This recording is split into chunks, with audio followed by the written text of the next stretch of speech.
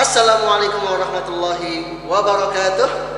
Alhamdulillah wa syukurillah wa salatu wassalamu ala rasulillah wa ala alihi wa sahbihi wa mawalah wa la hawla wa la quwwata illa billah.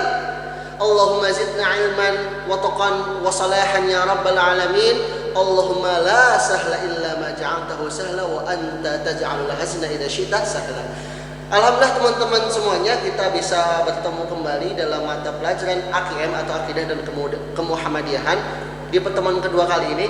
Pada pertemuan yang lalu kita sudah membahas tentang iman pada hari akhir, ya.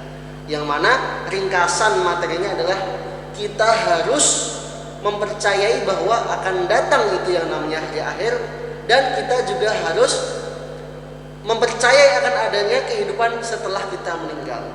Ya, yang nanti konsekuensinya kita harus beramal di dunia ini mempersiapkan kehidupan setelah meninggal, karena kehidupan kita yang sesungguhnya bagi seorang muslim adalah kehidupan setelah meninggal nanti di akhirat. Faman ya'mal mithqala dzarratin khairan yarah wa man ya'mal mithqala dzarratin syarran yarah. Barang siapa yang mengerjakan kebajikan pasti akan melihat hasilnya, yang mengerjakan keburukan walaupun sebesar biji dzarrah akan melihat hasilnya di akhirat nanti. Itu yang harus kita tanamkan dalam hati kita. Nah, yang kita bahas kali ini adalah rukun iman terakhir, yaitu iman pada qada dan qadar. Iman pada qada dan qadar di atas Ustaz. Apa itu iman pada qada dan qadar? Allah berfirman, a'udzubillahi minasyaitonir rajim, sebelah kiri ya. Qul la yusibana illa ma kataballahu lana. Qul, katakanlah, la yusibana, tidak akan menimpa kami illa ma kataballahu lana, kecuali apa yang telah Allah tetapkan kepada kami. Maksudnya apa? Dalam tafsir Ibnu Katsir dijelaskan bahwasanya maksudnya la yusibana illa ma kataballahu lana, tidak akan menimpa kami kecuali yang Allah tetapkan pada kami, bahwasanya kita itu tahtal masyiah. Apa tahtal masyiah? Yaitu kita itu berada di bawah kuasa Allah Subhanahu wa taala. Huwa maulana, karena Allah itulah pelindung kami, ya. Karena Allah itulah pelindung kami. Wa 'alallahi falyatawakkalul mu'minun. Maka hanya kepada Allah orang-orang yang beriman itu menggantungkan dirinya atau bertawakal. Ya. Kita tidak bisa menolak apa yang Allah tetapkan pada kita. Ya. Sekarang kita menuju apa itu qada dan qadar. Ya. Nah, selalu ada istilah secara bahasa dan istilah secara apa? Makna secara bahasa dan makna secara istilah hafal. Kita harus memahami dua-duanya itu. Nah, kata qada itu berasal dari bahasa Arab. Qada yaqdi qadaan. Qada yaqdi qadaan. Apa artinya qada yaqdi qadaan? Yaitu memutuskan suatu perkara. Makanya hakim itu disebut sebagai al-qadhi, karena dia memutuskan suatu perkara. Itu secara bahasa. Qadar itu juga berasal dari bahasa Arab. Qadara yaqdiru qadaran. Qadar apa artinya? Qadar itu suatu ukuran atau takaran. Atau arti lainnya bahwasanya kuasa untuk mengerjakan sesuatu. Qadar yaqdir itu ada dua artinya. Yang pertama takaran, yang kedua adalah kekuasaan. Nah, kalau kalian baca Al-Qur'an, wallahu ala kulli syai'in qadir, Allah Maha Kuasa atas segala sesuatu. Itu secara bahasa, secara istilah, qada itu putusan yang sudah Allah tetapkan sejak zaman azali atau sebelum alam semesta ini diciptakan. Sudah dari zaman dulu. Yang kedua, qadar itu artinya apa? Qadar itu adalah ukuran atau aturan yang diciptakan Allah untuk suatu perkara. Ya. Kalau qadar itu ketetapannya, putusan yang Allah putuskan, qadar itu ukuran dari putusan tersebut.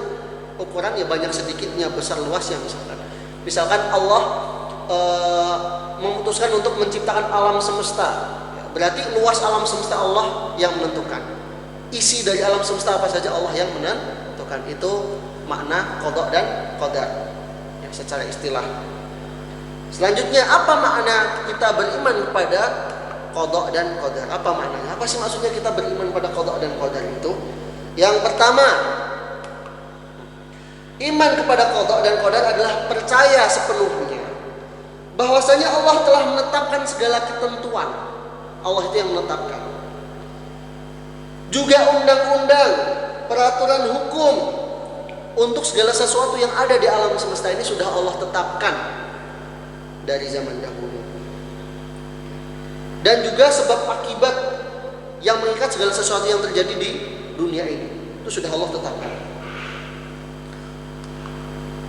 Nah, sebagai seorang yang beriman, seorang muslim, kita harus rela menerima segala ketentuan yang Allah tetapkan pada kita. Kita nggak boleh misalkan ada yang tiba-tiba menderita sakit kemudian dia mengeluh Allah tidak adil, tiba-tiba jatuh miskin Allah tidak adil. Tidak boleh. Kita sebagai seorang muslim harus menerima Allah yang apa yang Allah tetapkan pada kita semua. Harus ikhlas. Itu adalah bentuk keimanan kita terhadap qada dan qadar. Jadi kita nggak boleh menerima qada dan qadar hanya waktu kita bahagia saja. Waktu kaya, waktu dapat mobil, wah, alhamdulillah. Tapi saat mobilnya dicuri, kekayaan kita hilang, kita mengingkari ketetapan Allah, mengatakan Allah tidak adil, itu kita berdosa sekali. Nah, dalam hadis qudsi disebutkan, siapa yang tidak ridha dengan qada dan ketetapan Allah Subhanahu wa taala dan tidak sabar atas bencana yang Allah timpakan kepadanya, maka hendaklah ia mencari Tuhan selain Allah. Nah, ini ancaman ini. Yang enggak terima dengan apa yang Allah putuskan dan Allah tetapkan, yang tidak terima dengan ujian yang Allah timpakan, silahkan cari Tuhan lain selain Allah. Memangnya ada Tuhan lain selain Allah? Itu pertanyaannya kan? Tidak ada.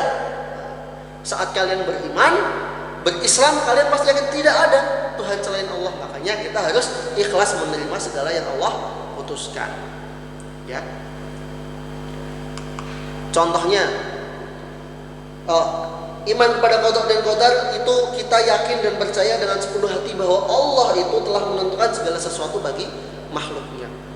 Kita kapan hidup sampai umur berapa, mati kapan, di mana, istrinya siapa, menikahnya kapan, rizkinya berapa, anaknya berapa, itu sudah Allah tetapkan dan kita tidak bisa menolaknya.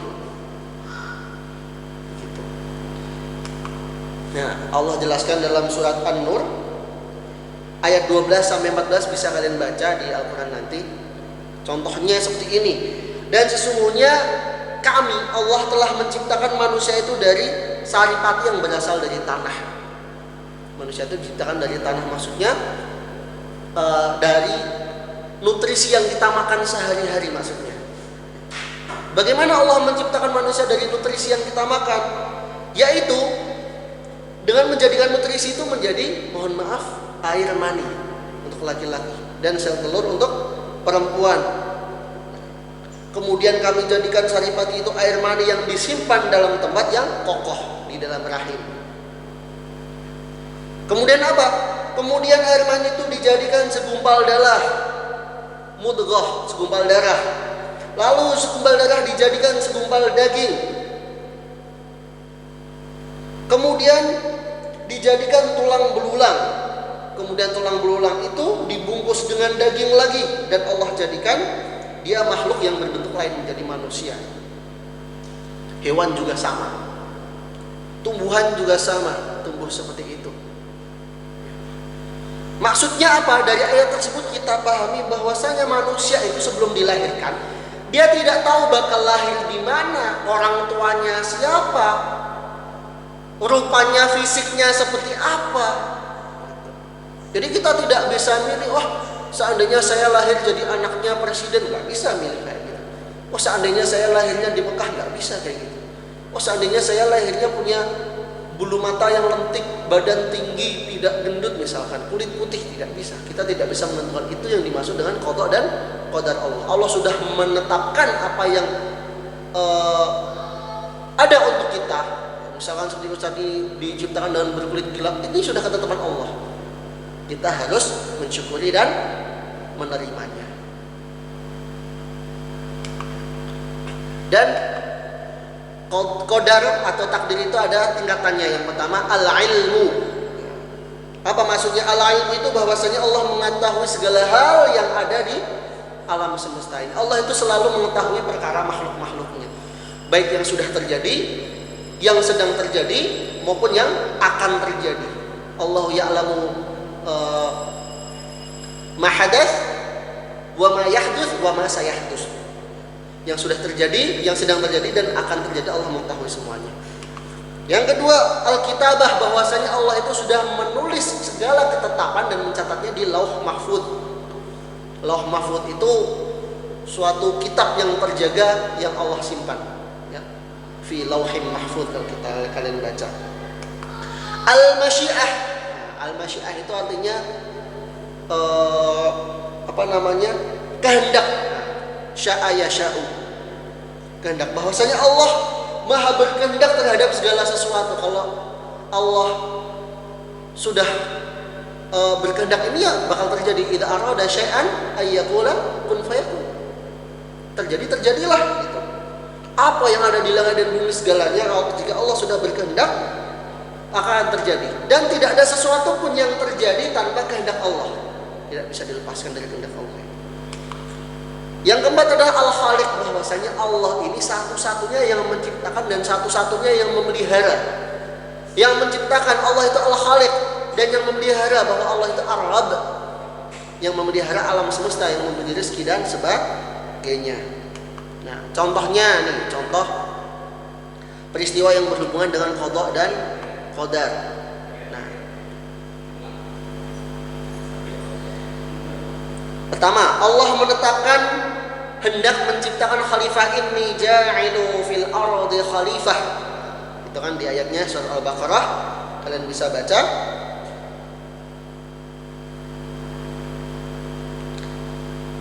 Saat Allah menetapkan ingin menjadikan khalifah di muka bumi, itu disebut dengan qada Allah.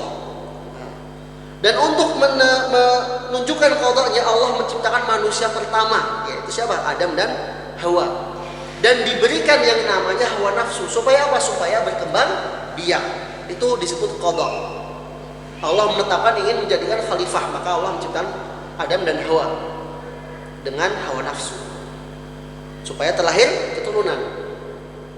Yang kedua, perkembangan manusia, keturunan Nabi Adam dan Hawa sampai nanti sampai akhir hari kiamat nanti, itu disebut qadar Allah. Maksudnya jumlahnya berapa sukunya, orangnya seperti apa, itu disebut qadar Allah. Dan cara yang Allah gunakan untuk mewujudkan kehendaknya itu disebut sunnatullah. Sunnatullah itu tata cara Allah dalam mewujudkan kehendaknya, ya. Nah, dan dalam proses pengembangbiakan Nabi Adam dan Hawa serta seluruh manusia sampai hari akhir nanti, terdapat hubungan sebab akibat. Ini semua termasuk dalam qadar. Jadi ketika Allah menetapkan ingin menciptakan khalifah di muka bumi, itu namanya qada, ketetapan. Kemudian saat Allah telah menciptakan khalifah, kemudian setelah menciptakan Nabi Adam, kemudian menciptakan Hawa, kemudian terlahir anak keturunannya sampai hari kiamat nanti, itu disebut namanya qadar atau takdir. Nah, di sini kita bisa baca qadar itu semisal yang tadi, terjadinya pertambahan penduduk di dunia hasil dari penciptaan manusia pertama, ya. Itu disebut qadar. Dan cara Allah untuk mengimplementasikan, mewujudkan kehendaknya disebut sunnatullah, ada di sebelah kiri kita. Nah, yang terakhir, poin positif atau dampak positif keimanan terhadap qada dan qadar. Apa sih dampak positifnya yang kita dapatkan saat kita mengimani qada dan qadar? Yang pertama, kita akan selalu berjiwa qanaah. Qanaah itu kalau orang Jawa bilangnya nerimo, ikhlas, nerimo, rela menerima kenyataan hidup, sepahit apapun kita rela. Kenapa? Karena kita meyakini bahwasanya ini sudah ketetapan Allah, ketentuan Allah, takdir dari Allah Subhanahu wa ta'ala. Kita hanya disuruh sabar. Yang kedua, kita jadi berani menghadapi persoalan hidup. Kenapa? Karena kita yakin semua yang dialami itu ujian dari Allah. Al-hayatu kulluha bala. Hidup itu semuanya ujian. Kita jadi berani tidak menjadi pengecut. Kenapa? Karena semuanya sudah ditetapkan dari Allah. Kita hanya harus menentuk sunnatullahnya saja. Dengan menghadapi masalah yang kita temui. Yang ketiga, kita jadi punya keberanian dalam berjuang menegakkan agama Islam. Kenapa? Karena kita yakin hidup dan mati itu di tangan Allah. Ketemu musuh, kita diminta untuk perang, perang saja. Karena hidup dan mati di tangan Allah. Dan kalau kita syahid, kita akan mendapatkan surga. Kalau kita menang dalam peperangan, kita akan mendapatkan harta rampasan dan sebagainya, dan mendapatkan pahala yang luar biasa. Yang keempat, kemudian kita akan mempunyai jiwa yang tenang, yang tidak mudah terpengaruh oleh lingkungan yang kurang baik. Jiwa kita itu gak gampang goyah tergoda. Kenapa? Karena Allah menetapkan untuk orang Islam itu hal-hal yang baik, maka kita berusaha untuk menjauhi hal-hal yang kurang buruk. Yang kelima, mampu mengendalikan dirinya di saat suka maupun duka. Nah, saat kita bahagia, tidak lupa dengan yang namanya ibadah, kita tidak lupa kepada Allah. Saat kita bersedih, kita tidak terlalu meratapi kesedihan itu. Kenapa? Karena kita sadar itu hanya ujian. Kalau orang yang tidak beriman saat bahagia, dia foya-foya, lupa. Saat sedih, dia sedih banget, seakan dunia hancur, gitu kan. Tapi kebanyakan manusia, kalian dan Ustadz ini, saat kita bahagia, kita sering lupa pada Allah, dan saat kita sedih, kita baru kembali pada Allah. Padahal yang harus kita amalkan seperti ini. Saat bahagia kita tidak terlena dengan kebahagiaan. Saat kita bahagia, kita harus tetap menunduk untuk bersujud. Dan saat kita bersedih, kita juga harus memohon pada Allah untuk berharap seperti itu. Poin yang terakhir adalah kita menjadi tenteram hidupnya karena merasa dekat dengan Allah. Dalam artian karena segala hal yang kita jalani ini sudah merupakan ketetapan Allah, kita jadi merasa dekat dengan Allah. Karena kita menyadari bahwa segala yang berhubungan dengan kehidupan kita ini berhubungan dengan ketetapan Allah, sudah diatur oleh Allah Subhanahu wa taala. Jadi teman-teman, pentingnya beriman pada qada dan qadar. Kita meyakini bahwa Allah yang menetapkan segala yang terjadi yang berkaitan dengan kita, segala yang terjadi di alam semesta ini, dan Allah yang menetapkan ukuran, takaran, batasan untuk kita, untuk keluarga kita, untuk apa yang terjadi di alam semesta ini. Dan kita wajib mengimaninya karena kita akan mendapatkan dampak-dampak positif seperti yang telah disebutkan tadi. Mungkin itu saja. Syukran katsiran ala husni ihtimamikum wa jazakumullahu khairan katsiran. Wassalamualaikum warahmatullahi wabarakatuh.